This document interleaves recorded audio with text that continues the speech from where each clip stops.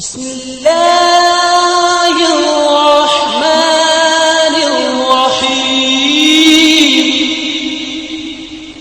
السلام علیکم دوستو، میں ظہیر سید آپ سب کا ایک بار پھر سے استقبال کرتا ہوں میرے اپنے یوٹیوب چینل علم کے ہیرے میں۔ چلیے دوستو، جانتے ہیں کہ عید میلاد النبی 12 ربیع الاول کی حقیقت کیا ہے۔ 12 ربیع الاول کا دن بھی ہم مسلمانوں میں بڑے اختلاف کا موضوع ہے۔ آئیے ہم اس دن کے پس منظر پر غور کرتے ہیں، صحابہ کرام کے حالت زندگی کے اثر دیکھتے ہیں کہ ان پر یہ دن کیسے گزرا۔ دوستو، آج ہم اس ویڈیو میں دیکھیں گے کہ رسول کریم صلی اللہ علیہ وسلم کی وفات کا مرض کیا تھا، آپ صلی اللہ علیہ وسلم کے زبان مبارک پر آخری الفاظ کیا تھے، وفات کا اثر صحابہ اور پر کیا ہوا تھا، وفات رسول پر ابو بکر صدیق نے کیا خطبہ دیا اور اس سے ہمیں کیا سبق ملتا ہے۔ دوستو، روایتوں میں آتا ہے کہ قلب وفات کے کچھ سال پہلے نبی صلی اللہ علیہ وسلم کو ایک یہودن نے دعوت دی۔ آپ اپنے دو صحابہ کے ساتھ اس دعوت میں تشریف لے گئے۔ اس یہودن نے کھانے میں زہر ملا کر آپ کے سامنے پیش کیا، جسے کھا کر وہ دو صحابی فوراً انتقال کر گئے، اور آپ صلی اللہ علیہ وسلم نے وہ لقمہ منہ میں لے کر چبا ہی لیا اور زہر کا اندیشہ ہونے پر تھوک دیا۔ روایتوں میں آتا ہے کہ آپ کو آخری وقت میں ہونے والے مرض کی تکلیف کا سبب یہی زہر تھا۔ آپ کے مرض میں کمی پیشی ہوتی رہتی تھی۔ خاص وفات کے دن 12 ربیع الاول کے روز آپ کا حجرہ یعنی ماں عائشہ کا گھر مسجد کے سامنے ہی تھا۔ آپ نے پردہ اٹھا کر دیکھا تو لوگ نماز فجر پڑھ رہے تھے۔ یہ دیکھ کر خوشی سے آپ ہنس پڑے۔ لوگوں نے سمجھا کہ آپ مسجد میں آنا چاہتے ہیں۔ مارے خوشی کے تمام صحابہ بے قابو ہو گئے، مگر آپ نے اشارے سے روکا اور حجرے میں داخل ہو کر پردہ ڈال لیا۔ یہ سب سے آخری موقع تھا کہ صحابہ کرام نے جمال نبوت کی زیارت کی۔ اس کے بعد آپ کو بار بار گسی یعنی بے ہوشی کا دورہ پڑنے لگا۔ حضرت فاطمہ زہرا رضی اللہ تعالی عنہا کی زبان سے شدت غم میں یہ الفاظ نکل گئے، ہائے میرے باپ کی بے چینی۔ آپ صلی اللہ علیہ وسلم نے فرمایا، اے بیٹی، تمہارا باپ آج کے بعد کبھی بے چین نہ ہوگا۔ یہ ساری باتیں بخاری جلد 2 باب مرجون نبی صفحہ 241 میں موجود ہے۔ وفات سے تھوڑی دیر پہلے سحر کا وقت تھا کہ آپ کے سینہ مبارک میں سانس کی گھرگھراہٹ محسوس ہونے لگی۔ اتنے میں آپ کے لب مبارک ہلے اور لوگوں نے یہ الفاظ سنے، نماز اور غلاموں کا خیال رکھو۔ آپ کے پاس میں پانی کی ایک لگان تھی، اس میں بار ہاتھ ڈالتے اور چہرے اقدس پر مرتے اور کلمے کو پڑھتے رہتے۔ اپنی چادر مبارک کو کبھی منہ پر ڈالتے تو کبھی ہٹا دیتے۔ حضرت عائشہ رضی اللہ تعالی عنہا آپ صلی اللہ علیہ وسلم کے سیر مبارک کو اپنے سینے سے لگائے بیٹھی ہوئی تھی۔ اتنے میں آپ نے ہاتھ اٹھا کر انگلی سے اشارہ کیا اور 3 مرتبہ فرمایا، جس کا ترجمہ یہ ہے دوستو، اب کوئی نہیں بلکہ وہ بڑا رفیق چاہیے۔ یہی الفاظ زبان مقدس پہ تھے کہ ناگہاں مقدس ہاتھ لٹک گئے اور آنکھیں چھت کی طرف دیکھتے ہوئے کھلی کی کھلی رہی اور آپ دنیا سے رخصت کر گئے۔ انا للہ و انا الیہ راجعون۔ یہ ساری باتیں بخاری جلد 2 صفحہ 640 اور 641 میں موجود ہے۔ حضور اقدس صلی اللہ علیہ وسلم کی وفات سے صحابہ کرام اور اہل بیت کو کتنا بڑا صدمہ پہنچا، اس کی تصویر کسی کے لیے ہزاروں صفحات بھی کافی نہیں ہو سکتی۔ حضرت عثمان غنی رضی اللہ تعالیٰ عنہ پر ایسا وقت طاری ہو گیا کہ وہ ادھر ادھر بھاگے بھاگے پھرتے تھے، مگر کسی سے نہ کچھ کہتے اور نہ کسی سے کچھ سنتے تھے۔ حضرت علی رضی اللہ تعالیٰ عنہ رنج و ملال میں نڈال ہو کر اس طرح بیٹھے رہے کہ ان میں اٹھنے بیٹھنے کی شکتی نہ رہی۔ حضرت عبداللہ بن انیس رضی اللہ تعالیٰ عنہ کے قلب پر ایسا دھکا لگا کہ وہ اس صدمے کو برداشت نہ کر سکے اور انہیں دل کا دورہ پڑ گیا۔ حضرت عمر رضی اللہ تعالیٰ عنہ اس قدر ہوش و حواس کھو بیٹھے کہ انہوں نے تلوار کھینچ لی اور ننگی تلوار لے کر مدینہ کی گلیوں میں ادھر ادھر گھومنے لگے اور یہ کہتے پھرتے کہ اگر کسی نے یہ کہا کہ میرے نبی صلی اللہ علیہ وسلم کی وفات ہو گئی تو میں اس تلوار سے اس کی گردن اڑا دوں گا۔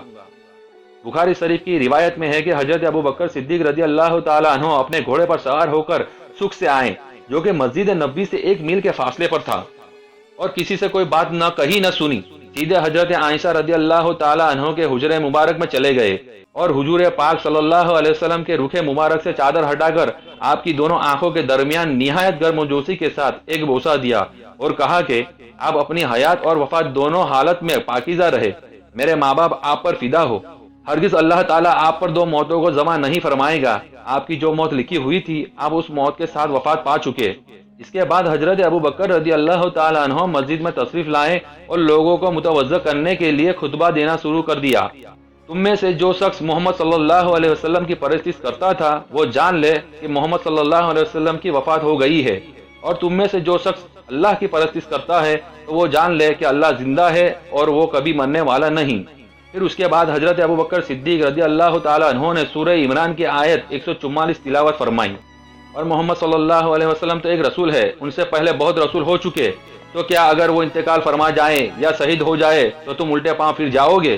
پھر جو الٹے پاؤں پھرے گا اللہ کا کچھ نقصان نہ کرے گا، اور ان قریب اللہ شکر ادا کرنے والوں کو ثواب دے گا۔ اس کے بعد حضرت عبداللہ بن عباس رضی اللہ تعالیٰ عنہ کہتے ہیں کہ حضرت ابوبکر رضی اللہ تعالیٰ عنہ نے یہ آیت تلاوت کی تو معلوم ہوتا تھا کہ گویا وہ اس آیت کو جانتا ہی نہیں تھا۔ ان سے سن کر ہر شخص اسی آیت کو پڑھنے لگا۔ حضرت عمر رضی اللہ تعالیٰ عنہ کا بیان ہے کہ میں نے جب ابوبکر صدیق رضی اللہ تعالیٰ عنہ کی زبان سے سورہ آل عمران کی یہ آیت سنی تو مجھے معلوم ہو گیا کہ واقعی نبی کریم صلی اللہ علیہ وسلم کا انتقال ہو گیا ہے۔ اور ان کے صاحب جادے حضرت عبداللہ بن عمر رضی اللہ تعالیٰ عنہ کہتے ہیں کہ گویا ہم پر ایک پردہ پڑا ہوا تھا، اس آیت کی طرف ہمارا دھیان ہی نہیں گیا۔ حضرت ابوبکر صدیق رضی اللہ تعالیٰ عنہ کے خطبے نے اس پردے کو اٹھا دیا۔ تو بہرحال یہ پیسے منظر 12 ربیع اول کا یہ وہ دن تھا جب فاطمہ زہرا کے سر سے اپنے والد کا سایہ ہٹ گیا۔ یہ وہ دن تھا جب آپ کی ازواج مطہرات بیوہ ہو گئی۔ یہ وہ دن تھا جب صحابہ کریم شدت غم سے گس کھا کر گر گئے۔ اور یہ وہی دن تھا جب دشمنان دین کو خوشیاں منانے کی سب سے بڑی وجہ مل گئی تھی کہ اللہ کے رسول تو اب دنیا سے رخصت ہو گئے، لہٰذا وحی کا سلسلہ بند ہو گیا اور اب ہمارا نفاق بھی امت میں پوشیدہ رہے گا۔ تو جتنا ہو سکے اب میں داخل ہو کر امت میں انتصار پھیلایا جائے۔ اور اللہ گواہ ہے کہ کچھ ہی سالوں پہلے تک اس دن کو 12 وفات کے نام سے منایا جاتا تھا۔ دوستو، آپ اپنے گھر کے اندر بھی جو بڑے بزرگ پہلے تھے ان سے جب یہ سوال کرو گے کہ 12 ربیع الاول کا جو دن ہم لوگ مناتے ہیں اسے پہلے کس نام سے جانا جاتا تھا تو وہ بڑے بزرگ بھی یہی کہیں گے کہ اسے 12 وفات کے نام سے جانا جاتا تھا۔ لیکن جب امت میں شعور یعنی کہ سمجھ آنے لگی تو نام بدل کر میلاد النبی رکھ لیا اور پھر یہ عید میلاد النبی کہلایا۔ اللہ ہدایت دے ان حضرات کو، اللہ رحم کرے۔ آج ہم کیا کر رہے ہیں؟ 12 ربیع الاول کے دن کس کی سنتوں پر عمل کر رہے ہیں؟ میرے عزیزو، تھوڑا تو غور و فکر کرو، کیا صحابہ سے بڑھ کر بھی محبت رسول کا بھی دعوے دار کوئی ہو سکتا ہے؟ جب انہیں اس دن جشن منانے کا علم نہ ہوا تو ہماری کیا حیثیت، تھوڑا تو اندازہ لگائیے۔ یقیناً ولاد رسول کی خوشی ہم مومنوں کو ہے، لیکن ہماری خوشیاں سیاسی رنگ میں رنگی نہ ہو اور نہ ہی ہماری خوشیاں غیر مسلمانوں پر فخر جمانے والی ہو، بلکہ ہماری خوشیاں شریعت اسلامی کے تابع ہو۔ الحمدللہ، جو اللہ اور اس کے رسول نے کہا، جس پر صحابہ نے عمل کیا، وہی ہمارے لیے حجت ہونی چاہیے۔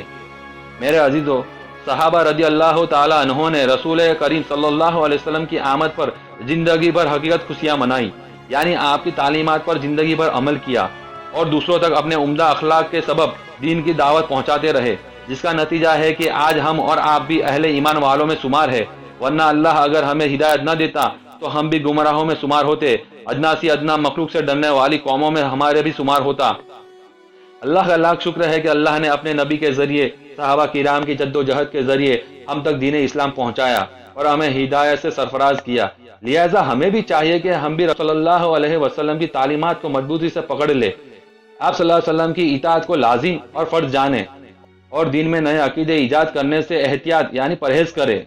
اللہ رب العزت ہمیں کہنے سننے سے زیادہ عمل کی توفیق دے، ہمیں ایک اور نیک بنائے، سیرت مستقیم پر چلائے، ہم تمام کو رسول کریم صلی اللہ علیہ وسلم سے سچی محبت اور اطاعت کی توفیق عطا فرمائے۔ جب تک ہمیں زندہ رکھے، اسلام اور ایمان پر زندہ رکھے، خاتمہ ہمارا ایمان پر ہو۔ وآخر دعوانا الحمدللہ رب العالمین۔ کیسا لگا یہ ویڈیو دوستو؟ مجھے کمنٹ کر کے ضرور بتائیں اور میرے چینل کو سبسکرائب کریں۔ اگر ویڈیو پسند آیا ہو تو اسے لائک کریں اور اپنے دوستوں کے ساتھ شیئر کرنا بالکل نہ بھولیں۔